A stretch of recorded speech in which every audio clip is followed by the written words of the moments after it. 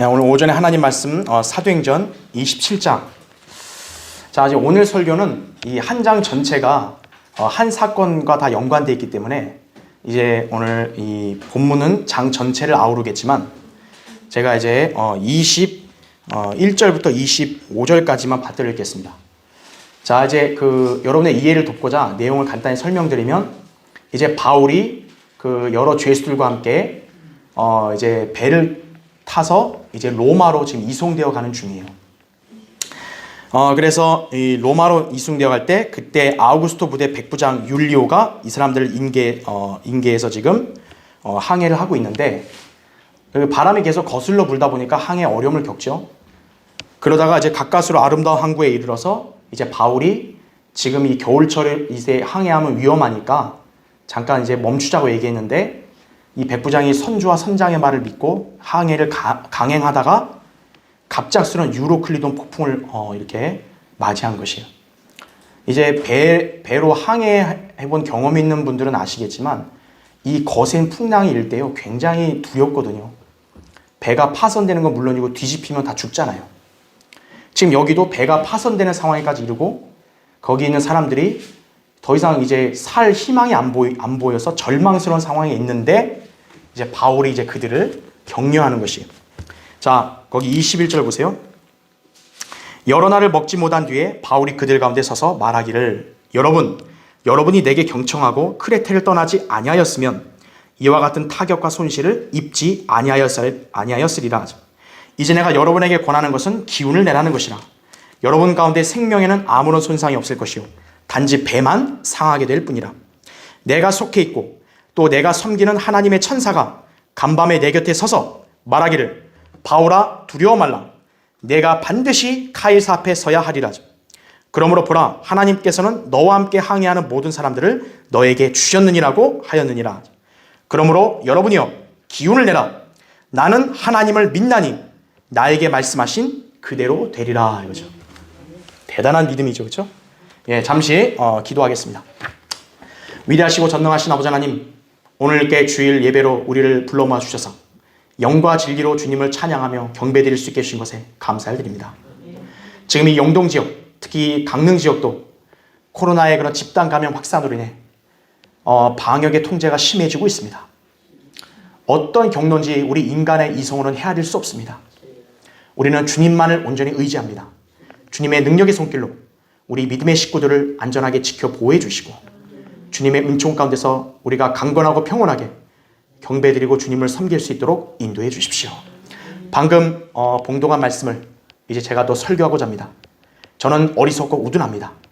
이 시간도 성령님께서 제 안에 충만해 주십시오. 저의 입술을 주장해 주십시오. 주님께서 저에게 넣어주시고 준비케 한 말씀에 기름 부어주셔서 오늘도 단위에서 담대하고 능숙하게 이 하나님의 말씀을 선포할 수 있게 해주시기 원합니다. 우리 회중들은 오늘 이 말씀을 집중해서 잘 경청하게 해주시고 오늘 이 말씀을 통해 우리 성도들이 다시 한번 더욱더 굳건한 믿음과 주님을 향한 온전한 신뢰를 갖는 계기가 되게 해주십시오. 격려와 힘을 받는 귀한 시간 되게 해주십시오. 악한 마귀가 어떤 형태는지 이 시간을 방해하지 못하게 막아주시고 주님으로 영광받아 주십시오. 다시 오셔서 저희를 데려가 주실 주 예수 그리스도 이름으로 기도드립니다. 아멘. 인생의 본질을 알게 하는 항해라는 제목으로 말씀을 전하겠습니다. 이따 주제 때 말씀드리겠지만 우리 인생은 배로 항해하는 것과 같다라는 것이에요. 2014년 4월 16일 인천에서 제주로 향하던 여객선 세월호가 진도 인근 해상에서 침몰하면서 전체 탑승자 476명 중에 승객 304명이 사망 혹은 실종된 대형 참사가 발생했습니다. 그 사건이 있은 지로 올해로 벌써 7주년이 넘었습니다. 그런데도 이 세월호 참사의 원인에 대한 규명을 여전히 내리지 못한 채 온갖 의문과 가설 등이 지금 난무한 상태입니다. 참 이렇게 알다가도 모를 일이죠. 그렇죠? 그 사건을 왜 아직까지도 이렇게 결론을 못 내렸냐 이거죠. 자, 물론 그 원인이 어떻든 간에요. 우리는 그 희생자들을 생각하면 참 안타까운 마음을 금할 길은 없습니다. 비단 세월호 참사만이 아니라 인류 역사를 통틀어 수많은 해난 사고들이 있었음을 우리는 알 수 있습니다. 그 중에서 우리가 잘 알고 있는 그런 사상 최대의 해난 사고였던 타이타닉호 침몰이 있죠. 그 당시 타이타닉은 세계에서 가장 큰 배였습니다. 무게는 46,328톤이었고요. 길이는 265m나 됐어요. 당시 승무원은 400명이 탑승했고 객실과 호텔 등의 직원은 518명, 승객은 무려 2,433명이 승선했다고요. 그 배에 탄 사람 중에요, 그 누구도 앞으로 무슨 일이 일어날 거라고는 꿈에도 생각지 못했을 것입니다. 그 타이타닉호는요, 호화스러운 시설들까지 다 있었어요. 온갖 유명 인사들, 목사들도 타고 있었어요. 새 배에다가 또 선장과 승무원들은 참 노련하게 운항을 하다 보니까 이 배는 안전할 거라고 믿어 의심치 않았을 것입니다. 그러나 그 배는 뉴펀드랜드 근처에서요, 빙산을 들이받아 2시간 30분 동안 서서히 가라앉으면서 1517명이 죽었다고 합니다. 이런 비극적 사건으로 인해서 지금도 타이타닉호 침몰을 이렇게 기념하고 있는 거죠. 자, 배를 타고 항해하는 와중에 비극적 사고를 당한 사람들 중에서 자신에게 그런 일이 일어날 거라고 누가 상상을 했겠습니까? 세월호 희생자들이 만약 그날 배가 침몰돼서 자기가 죽을 거라고 알았다면 거길 탑승했겠습니까? 그렇지만 자신들이 나아가야 할 목적지를 위해서는 누구나 그 목적지로 가기 위해 배를 타고 항해를 해야 되죠. 목적지가 있는데 항해를 안 할 수는 없잖아요. 위험하다고요. 그 중에서 사고를 당할지 혹은 안전하게 상륙할지 장담할 수 없을 뿐입니다. 이것이 바로 인생의 본질입니다. 그러니까 똑같은 거예요.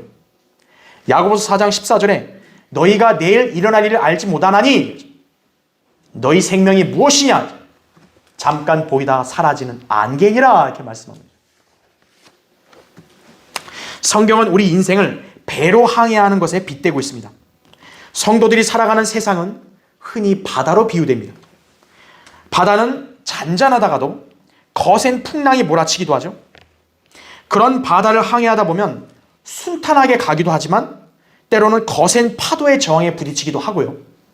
심지어는 거센 풍랑을 만나서 배가 뒤집힐 수도 있고 파손당하여 심각한 사고를 당할 수도 있습니다. 그것이 항해하는 도중에 언제, 누구에게, 어떻게 일어날지는 아무도 모르는 거예요.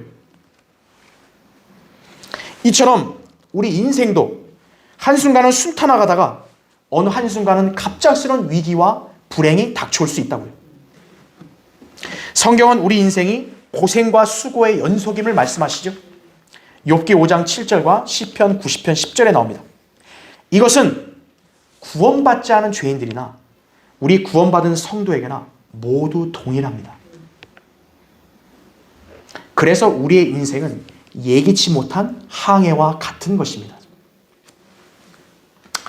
그런데 인생을 대하는 사람들의 태도가 다릅니다.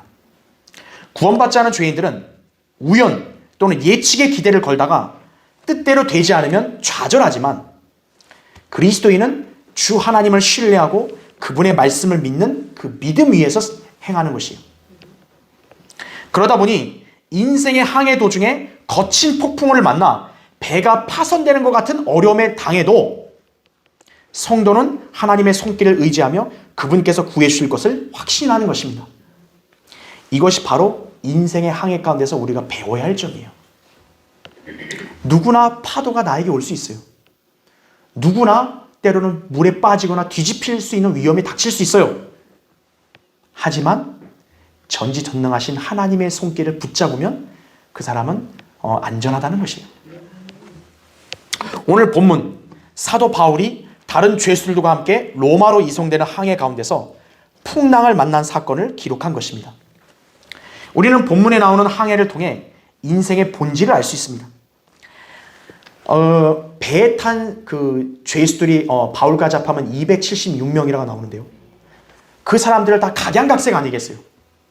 하지만 공통점은 그 배 안에 탄 사람들은 모두 죄수들로 지금 가는 거예요. 인생의 항해는요, 구원받은 사람이건 구원받지 않은 사람이건 모두 동일하게 항해하는 거예요. 다 죄인들이다라는 거죠. 우리가 설령 구원받았어도 다 우리는 성경에 따른 모든 사람이 죄인이라고요. 의인은 없다 그랬죠. 그리고 항해 중에 유로클리도냐는 폭풍을 만나 배가 파손되는 위기를 그 죄수들만이 아니라 하나님의 신실한 종도 당하는 거죠. 그런데 오히려 하나님의 종은 배에 탄 사람들과 달리 확신과 담대함을 잃지 않은 채 조난을 당한 사람들을 격려하고 있습니다. 그 당시에 바울의 이런 고백과 확신을요, 그 진지하게 믿은 사람이 얼마나 됐겠어요?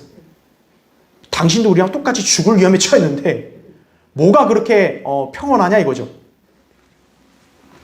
그러나 바울이 말한 대로 그들은 모두 생명을 건지고 안전하게 상륙했던 것입니다. 과연 누가 현명하고 똑똑한 것입니까? 부유하고 학식을 갖추고 권력을 지닌 사람입니까? 인생을 제대로 알지 못한 채 살면 그건 가장 어리석고 비참한 것입니다.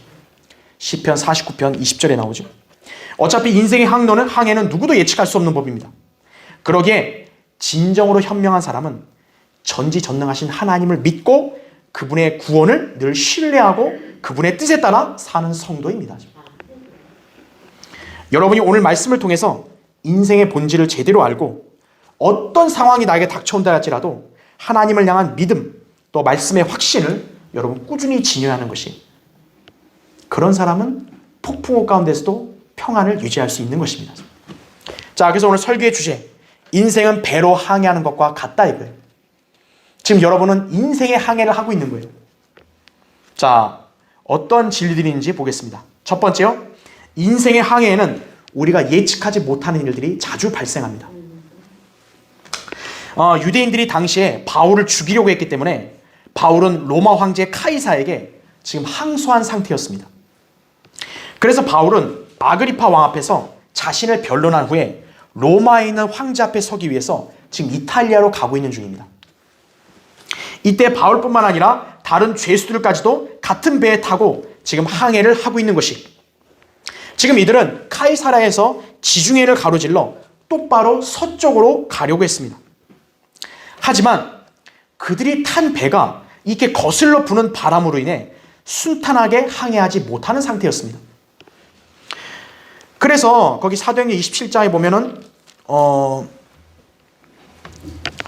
7절을 보세요.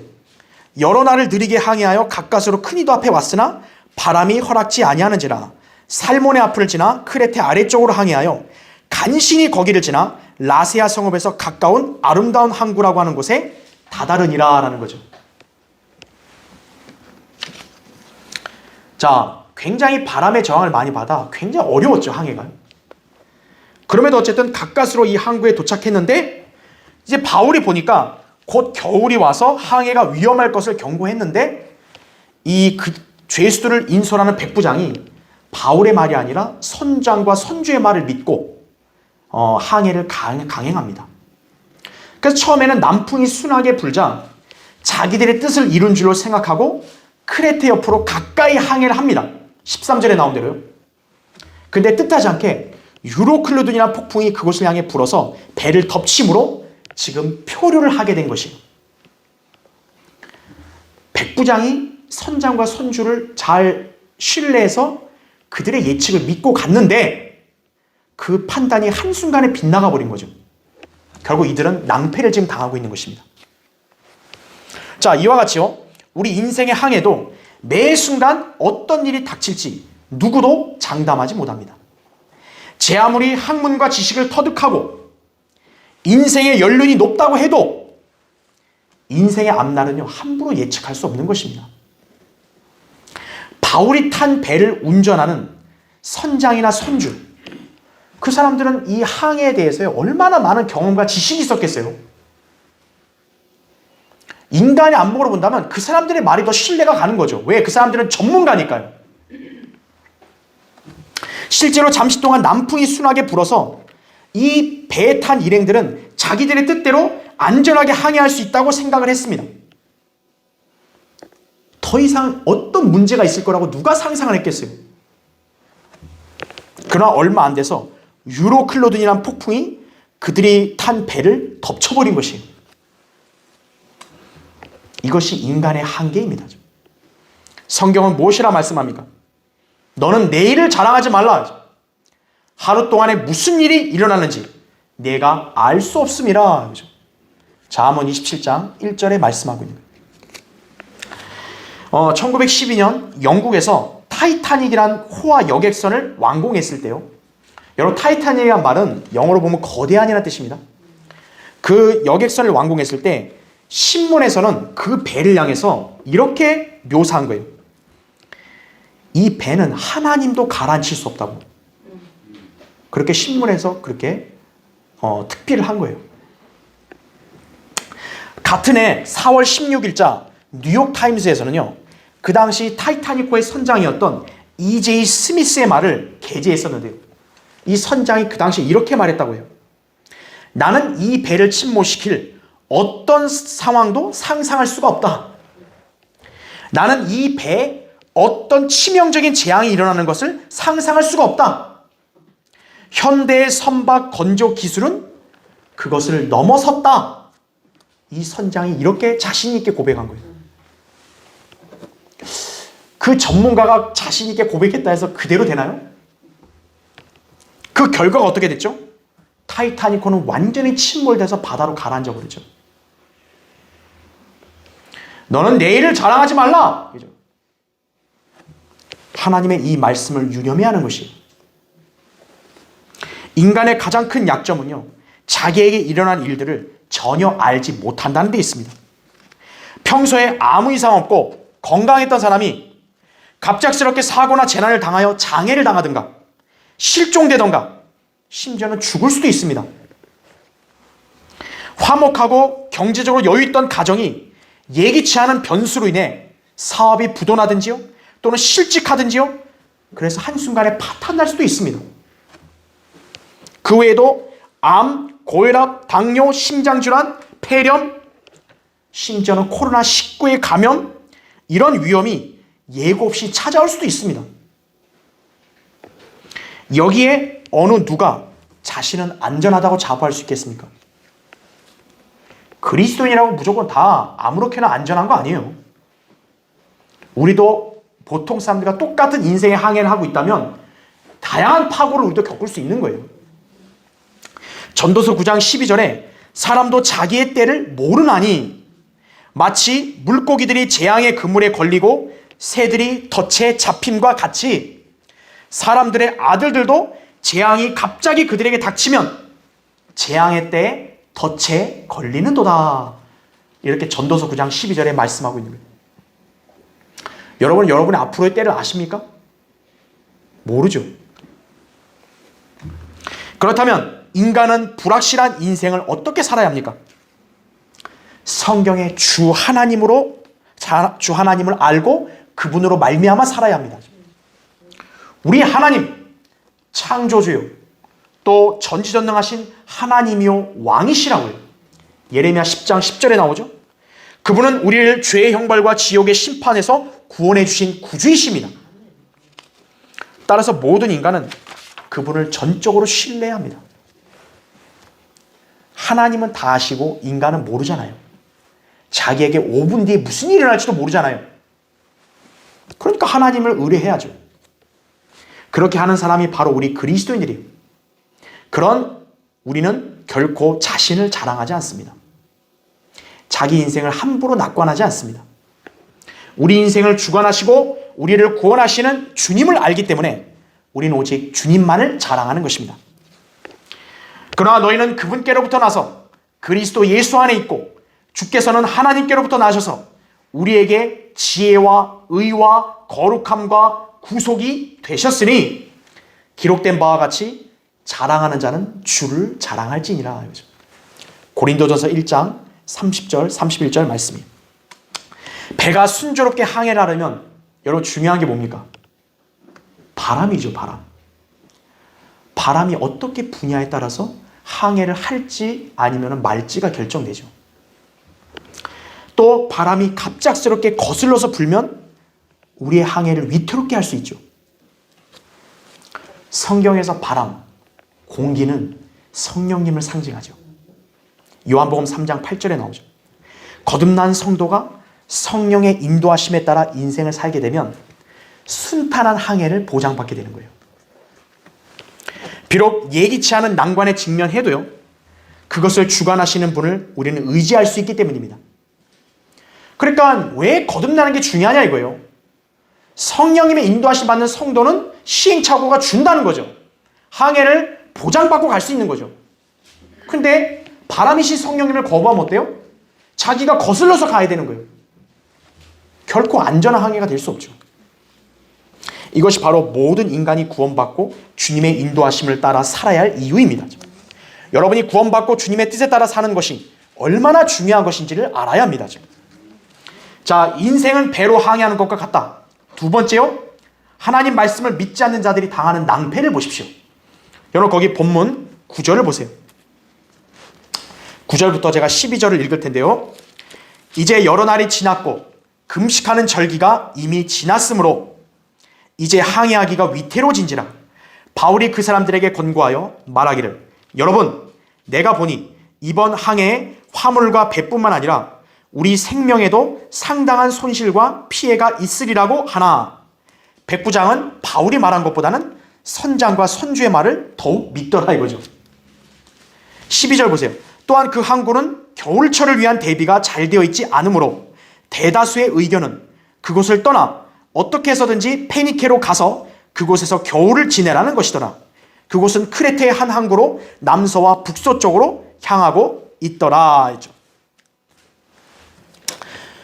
결국 그들은요, 이 바울과 그 일행들이 이제 그 항해를 할까 말까 지금 기로에 섰는데, 이 백부장은 선장과 선주의 말, 다수의 의견을 믿고 항해를 강행한 거죠.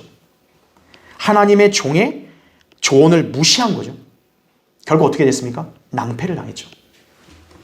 이들의 문제가 무엇이었습니까? 항해의 경험과 지식이 많은 선주나 선장, 또 다수의 의견을 하나님의 종의 말보다 더 신뢰했다는 데 있습니다. 여기서 바울은 하나님의 경고를 받고 말한 것이었어요. 오늘 본문 21도 26절에 보면 바울이 분명히 그렇게 얘기했잖아요. 바울은 하나님의 온전하신 뜻에 따라 그분께서 의도하신 길로 걸어가는 중이었습니다. 그래서 바울의 조언은 하나님의 말씀을 기반으로 한 영적인 직관에서 나온 것이에요. 인간의 영은요, 직관을 담당하는데요, 거듭난 성도가 영적으로 성숙해 있으면요, 그 영적 직관이 하나님에 의해서요 정확할 때가 있다고요. 그래서 신실하고 훌륭한 하나님의 종의 권면이나 조언을요 때로는 유념해서 들어야 돼요. 하지만 배에 탔던 대다수의 사람들은 그 직관을 무시했던 것입니다. 이처럼 인생을 살다 보면 수많은 사람들이 하나님의 말씀과 그분의 종이 주는 조언을 경시하고 있습니다. 왜냐하면 그들은 육신을 신뢰하기 때문입니다. 하나님의 종이나 성도들에 대해선 단지 기독교의 영역만 잘 알 뿐 인생의 본질이나 그 외의 다른 영역에 대해서는 그다지 신뢰할 만하지 못하다고 여기는 것이죠. 신실한 종 목자의 조언을 들으면 목사님은 성경만 알죠. 이런 인생의 영역은 제가 더 베테랑이고 전문가입니다 이거죠. 내 아는 친구, 내 아는 그런 동료가 이런 부분에 더 일가견이 있습니다 이거죠. 우리가 복음을 전하고 하나님의 말씀에 입각한 정답을 거리에서든 만나는 사람에게든 알려주면 수많은 사람들은 우리가 전하는 말씀을 오히려 멸시하고 되려 외형적으로 큰 교회 목사들, 또 유명한 신학자들, 또 교수들, 세상 학문에 정통한 박사들의 말을 더 신뢰하려고 하는 것입니다. 그 결과는 무엇입니까? 모두 지옥의 영원한 멸망에 처하게 되는 것이에요. 잠언 13장 13절에 나온 그대로예요. 똑똑한 사람 믿고 인생을 맡겼더니 어떻게 된 거예요? 그 끝은 파멸로 갔던 것이에요. 이것이 바로 믿지 않는 자들의 인생에 내려지는 하나님의 저주예요. 예레미야 17장 5절에 주가 이같이 말하노라. 사람을 신뢰하는 사람과 육신을 그의 무기로 삼는 사람과 그의 마음이 주로부터 떠나는 사람은 저주를 받으리라, 이렇게 말씀하시더라고요. 여러분, 사람을 신뢰하십니까? 그러면 여러분은 하나님의 복을 못 받는 것이에요. 아무리 인생을 오래 살아 연륜이 뛰어나고 많이 배워서 학식과 지혜가 넘친다고 하여 인생을 정확히 아는 게 아닙니다. 자신이 언제 어떻게 죽을지를 알 수도 없고 또 예기치 않은 위기와 고통이 어떤 방법으로 닥쳐올지를 인간의 지성으로 알 수 있나요? 모르죠. 오직 하나님께서만이 우리 인생을 정확히 아시고 어떻게 살아야 할지를 가르쳐 주십니다. 우리는 그 점을 성경에서 배울 수 있습니다. 하나님 말씀을 믿는 성도의 특징이 무엇입니까? 다른 사람이나 자기 육신을 헛되이 신뢰하지 않는 거예요. 항상 성경을 신뢰하고 또 성경에 입각한 하나님의 종의 조언을 순종하는 거예요. 여러분도 인생의 시행착오를 당하지 않고 항해를 가급적 순탄하게 하고 싶다면요, 때로는 하나님의 사람의 조언과 권면을 유념해서 듣고 거기에 순종해야 합니다. 영적인 사람의 말, 하나님 말씀을 무시하고요, 그런 사람은 교만한 사람이에요. 왜냐하면 자기가 제일 똑똑하다는 거거든요.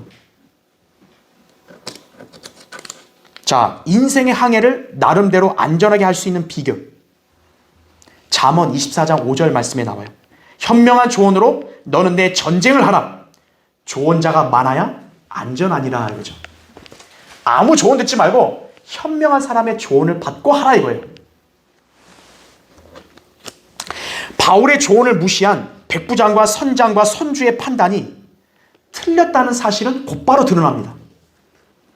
유로클로돈이라는 폭풍을 만나 배는 남쪽으로 클라우다 섬 아래까지 밀려나게 되었습니다. 여러분, 이제 배가 그 폭풍우가 배를 덮치니까 어때요? 배가 거의 깨질라 그러잖아요. 배가 깨지면 어떻게 되죠? 그거 탄 사람들은 다 물에 빠져 죽는 거죠. 그러니까 돛을 내리고 표류한 거죠. 그래서 배를 가급적 가볍게 했죠. 그럼에도 불구하고 그들이 온갖 사투를 벌였지만 여러 날 동안 해와 별들이 보이지 않고 적지 않은 풍랑으로 인해 구조될 소망이 사라져버린 것이, 오늘 거기 본문 20절에 보면 그렇게 나온다 이거죠. 자기 힘으로 온갖 애를 다 써봤어요. 근데 그 파고 앞에서 결국 속수무책이니까 어떻게 해요? 낙담하고 이제 절망하는 거죠. 이것이 하나님을 믿지 않는 사람들의 특징이라 이거죠. 그들은 그 풍랑 속에서 자신들을 구원해 줄 그 주님을 모르는 거죠. 어떻게든 자기 육신을 따라 신뢰하고 해볼라 했더니 안 되죠. 그냥 꼬꾸라져 버리는 거예요. 자, 예수님의 초림 때 제자들은 주님을 배에 태우고 항해하는 도중에 큰 폭풍우를 만난 적이 있었습니다. 여러분, 잠깐 성경을 찾아볼까요? 마가복음 6장, 여러분 껴놓으시고 찾아보겠습니다. 마가복음 6장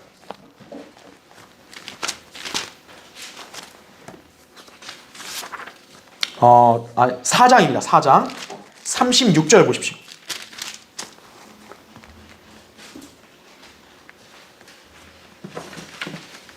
마가복음 4장 36절.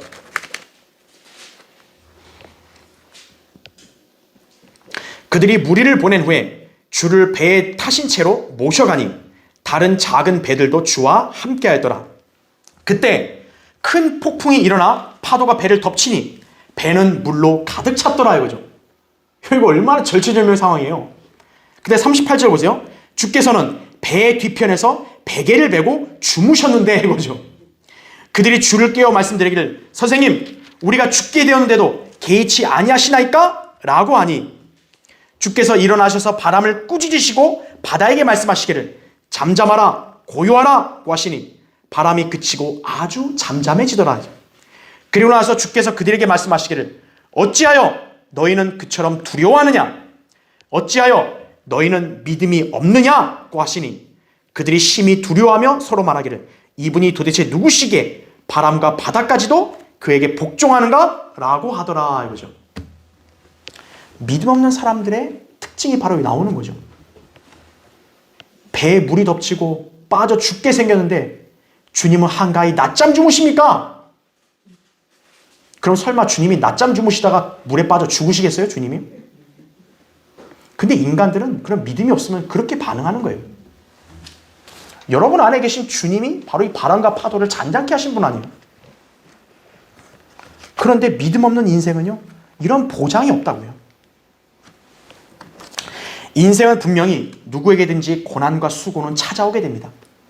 그러나 믿음 없는 사람들은 헛된 희망과 보장을 붙들다 낭패를 당하면서 환난을 자초하게 됩니다. 지금 바울의 조언을 무시한 그 일행들이 바로 그런 부류들이에요. 여러분은 고난을 자초해서는 안 돼요. 어차피 인생의 고생은 있다 해도요, 여러분이 불순종하고 하나님 말씀을 신뢰하지 않음으로써 그런 인생의 시행착오를 자초하지 말라 이거죠. 바로 이 일행들은 그렇게 한 거예요. 낭패를 당하죠. 자, 인생은 배로 항해하는 것과 같다. 세 번째요, 하나님의 뜻을 따르는 성도의 인생은 주님이 관장하십니다. 여러분 거기 27장 다시 펴주시고요. 지금 갑작스러운 폭풍으로 인해 절체절명의 위기에 처한 건 바울도 예외는 아니었습니다. 그러나 바울의 자세는 분명히 배 안에 있던 일행들과 달랐습니다. 그는 그들이 자신의 조언을 듣지 않아 이런 일을 당했음을 지적하면서도 그들을 오히려 격려하고 있습니다. 여러분이요, 기운을 내라 이거죠. 아니 지금 죽음을 목전에 뒀는데 기운을 내라고 얘기하는 거예요. 그의 이런 자신감이 어디에서 나온 것입니까? 아까 우리 읽었던 23절에 나오죠. 내가 속해 있고 또 내가 섬기는 하나님의 천사가 간밤에 내 곁에 서서 말하기를 바울아 두려워 말라. 네가 반드시 카이사 앞에 서야 하리라.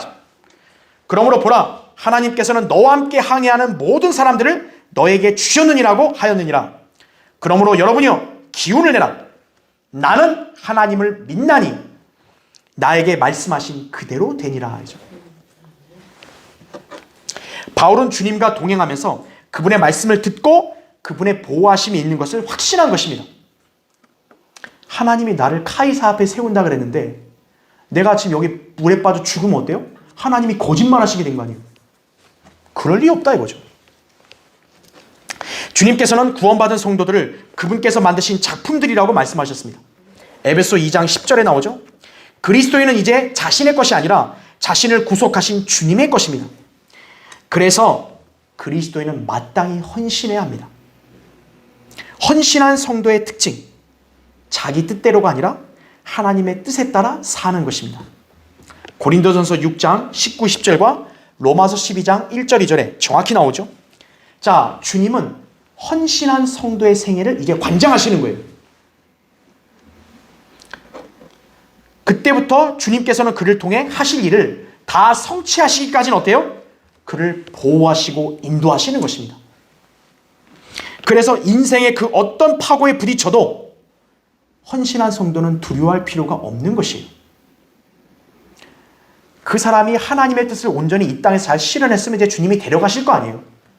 근데 아직 그렇게 안 됐는데 인생의 파고를 만나서 죽어버리면 하나님의 계획이 무산될 거 아니에요. 하나님은 결코 그렇게 일하시지 않는다라는 거죠. 헌신한 성도, 인생의 환난과 위기가 없는 것은 아닙니다. 그리스도인도 각 사람마다 인생에서 겪는 역경, 고통의 종류가 다를지언정 누구나 환난과 위기는 다 겪을 수 있는 것이에요. 그렇다면 그 성도가 잘못된 것입니까? 하나님 말씀에 불순종하고 범죄하여 고난을 자초한 건 잘못이지만 신실한 성도들도 원치 않는 환난과 불행을 당할 수 있습니다. 중요한 것은요, 환난을 당했다는 게 아니라 그 환난 속에서 그 사람을 향한 주님의 뜻이 무엇이냐는 게 중요하다는 거예요. 주님은 풍랑의 위기 속에서 바울을 통해 배에 탄 일행들을 격려하도록 하셨습니다. 하나님의 말씀으로 보호받을 수 있다는 것을 바울을 통해 알게 하시는 거죠. 바울의 확신으로 그들에게 믿음과 화평과 기쁨을 주는 것이었다고요. 그래서 바울이 탄 배도 그런 풍랑을 이렇게 직면하게 하신 거라고요. 여러분이요, 기운을 내라 이거예요. 믿음에 확신 있는 사람은 고난 중에 있어도 오히려 어때요? 담대하고 여유 있고, 절망에 처한 사람들은 오히려 격려하고 세울 수 있는 거예요. 그게 믿음 있는 성도예요. 주님은 결코 우리를 악으로 대하지 않으십니다. 로마서 8장 28절에 우리가 알거니와 하나님을 사랑하는 자들, 곧 그분의 목적에 따라 부르심을 받은 자들에게는 모든 일이 합력하여 선을 이루느니라, 이렇게 말씀합니다. 설령 성도들 중에 극심한 환난으로 인해 고통받는다 할지라도 주님은 그 사람의 생애를 관장하시고 종국에는 그를 위해서 선을 이루신다고요. 순간은 악이라는 그런 고난과 위기에 닥쳐도 종국의 주님은 그를 선으로 합력해서 이루게 하신다고요. 이것이 우리를 향한 하나님의 약속입니다. 바울이 탄 배는요, 태풍에 밀려서 북쪽으로 곧장 아드리아해까지 14일간 표류합니다. 이 14일간요, 정처 없이 그렇게 표류하고 있으면 얼마나 무섭겠어요. 망망대해에서요. 그러다가 근해에 접근했으면 알게 됩니다. 그래서 선원들이 거룻배를 내려서 이 지금 모선을 버리고 도망가려고 하는 거예요. 그러니까 바울이 그걸 알고 그들을 제지합니다. 그리고 모든 사람들에게 오히려 음식을 들도록 권하였습니다. 지금 그들은 절망해서요, 아무것도 먹지 않고 음식 없이 무려 14일간을 지내왔던 것입니다. 여러분, 사람이요, 얼마나 진이 빠졌겠어요. 14일간 사투하는데 밥도 못 먹는 거예요. 안 빠져 죽으려고 그렇게 사투를 벌이고 있을 때 밥은 먹어야 힘이 날 텐데 밥도 못 먹고 14일간을 그렇게 지낸 거예요. 그래서 바울이 이제 그들을 불러서 음식을 들라고 권하는 거예요. 바울은 음식을 들라고 내가 여러분을 불렀으니 이렇게 하는 것이 여러분을 살리는 길이라 이거예요. 여러분 중에서 누구도 머리카락 하나 잃지 아니하리라 라고 담대하게 권면합니다. 27절부터 34절에 그 바울이 했던 내용들이 나와요.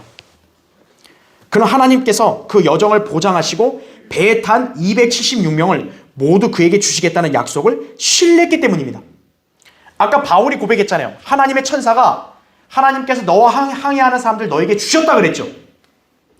바울에게 주셨기 때문에 바울이 살아서 로마로 가면 그들 역시 어때요? 살아서 가야 되는 거예요.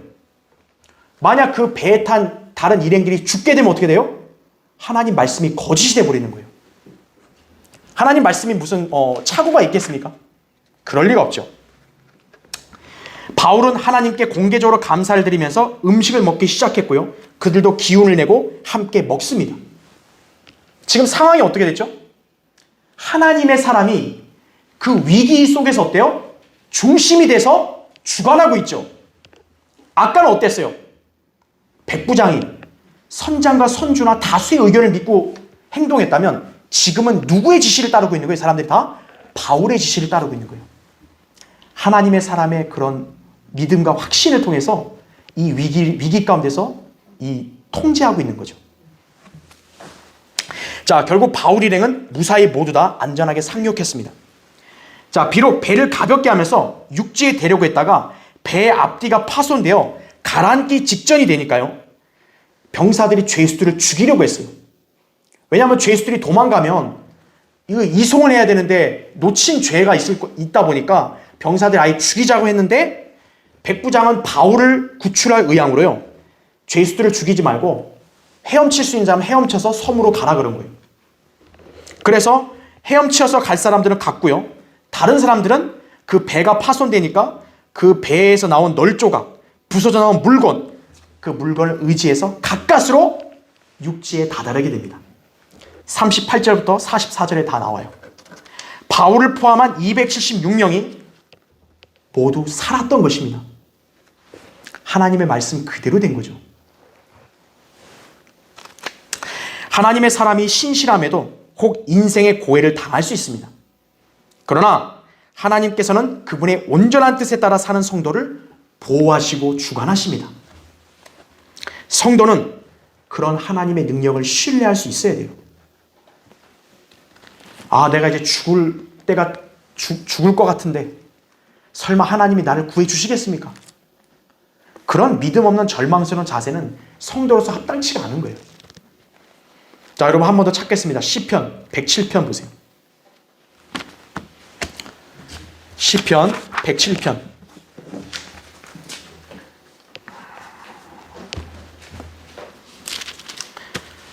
시편 107편 21절 보시면요.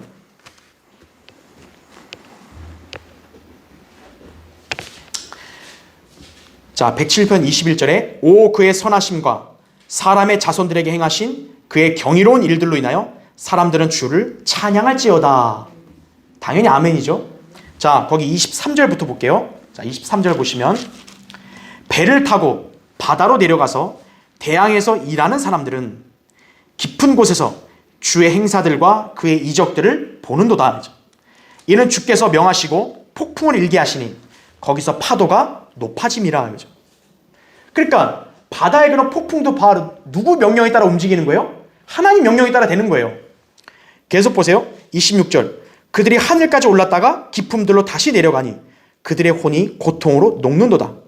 그들이 이리저리 휘청거리고 술 취한 자같이 비틀거리며 어찌할 바를 모르는도다. 이거죠. 여러분, 풍랑이 있어서 배가 막 움직이고 뒤집히려고 하면 어때요? 사람이 막 비틀거리잖아요. 자, 28절 보세요. 그때 그들이 그들의 고난 속에서 주께 부르짖으니 주께서 그들의 고통에서 그들을 이끌어내시며 폭풍을 잠잠케 하시니 그 파도가 잔잔해지는도다. 파도가 조용해져 그들이 즐거워하니 주께서 그들의 원하는 항구로 그들을 인도하시는도다. 이거죠. 하나님을 믿고 그분께 부르짖으면 어때요? 하나님이 그들을 인도하시는 거죠. 그렇죠. 자, 이제 설교의 결론을 맺겠습니다. 인생은 배로 항해하는 것과 같습니다. 우리가 사는 세상은 망망대해처럼 잔잔하다가도 거친 파도가 몰아쳐오고 심지어는 거센 폭풍과 불어닥쳐 우리의 배를 뒤집어 버릴 수도 있습니다. 우리가 세상을 살 때에도 다양한 형태의 환난과 위기가 우리에게 닥쳐올 수 있습니다. 파도를 한번 피했다 해서 파도가 더 안 오나요? 더 높은 파도가 덮치죠. 한번 난관을 피했다 해서요, 다시는 내 인생에 난관이 없나요? 더 큰 위기와 환난이 올 수 있는 거예요. 이것이 바로 인생의 본질입니다. 그런 인생을 우리가 안전하게 살 수 있는 방법이 무엇입니까? 자연현상을 관장하시고 우리의 생명을 주관하시는 주님을 신뢰하는 것이죠. 지난 2013년이죠. 13년 4월 15일이 타이타닉 침몰 101주년 되는 해였어요. 그때 한 언론 보도에 따르면요, 타이타닉이 출항할 당시에 배 안에는 승선권이 금액에 따라서 3개 등급으로 나뉘었다고 그래요. 그러니까 타이타닉호에 승선할 때 그 금액에 따라서 어때요? 표 등급이 갈라졌다는 거죠. 그런데 이 비극이 있고 난 직후에요, 영국 리버풀의 화이트 스타 라인사는요, 이제 승객들을 구분하는 방법을 바꿨어요. 구조된 사람들과 실종된 사람들, 이렇게 이제 분류를 해놓은 거예요. 실제로 해난 사건을 보면 구조된 사람들이 있는 반면에 실종된 사람들이 있잖아요. 당연한 순리라고 볼 수 있습니다. 그러나 하나님의 관점에서는 인생의 항해를 하는 사람들을 그렇게 분류하지 않아요. 구조됐다 해서 그 사람은 영원토록 안전한가요? 구원받지 않았으면 아무리 구조됐어도 곧 인생의 항해가 끝났을 때 지옥으로 가는 거죠. 반면에 실종은 되었어도요, 그 사람이 예수 그리스도를 믿고 영생을 소유했다면 그 사람은 이제 영원토록 보장을 받는 거죠. 그렇죠? 실종됐다, 구조됐다. 아, 나는 코로나에 안 걸렸다. 나는 걸렸다. 아, 나는 사고를 안 당했고 저 사람은 사고 당했다. 그것으로 인생의 질이 한 방에 결정되는 게 아니에요. 예수 그리스도를 믿고 그분을 소유했냐 안 했냐로 갈리는 거예요. 인생의 항해를 할 때 예수 그리스도를 온전히 신뢰하고 그분의 뜻에 따라 했는지 자기 마음대로 했는지 그것으로 인생이 평가받는 것이에요. 나중에 우리는 인생의 항해 속에서 고해를 겪어도요 예수 그리스도를 믿음으로써 영혼을 보장받은 하나님의 자녀들입니다. 설령 여러분이 어떤 파고를 겪고 죽음의 위기에 닥쳐온다 할지라도 여러분의 혼의 구원은 영원하잖아요. 자, 그런데 우리의 남은 인생, 그 항해도 어때야 돼요? 전적으로 주님을 의뢰하고 그분의 말씀에 순종하며 나아가야 된다고요. 여러분이 비록 구원을 받았어도 주님의 말씀을 믿고 그분의 뜻에 따라 항해하지 않고요. 자기 육신을 신뢰하거나 세상을 의지하게 되면 반드시 낭패를 당한다는 사실을 알아야 합니다. 인생의 항해를 안전하게 주관하실 분은 우리 주님밖에 없어요. 여러분의 항해 앞길도 아시는 분은 주님밖에 없어요. 그런 주님을 믿고 섬기는 성도만이 가장 안전하고 평온한 인생을 살 수 있는 것입니다. 이것이 바로 주님의 보호하심을 보장받는 그런 비결임을 기억하시기 바랍니다. 기도하겠습니다.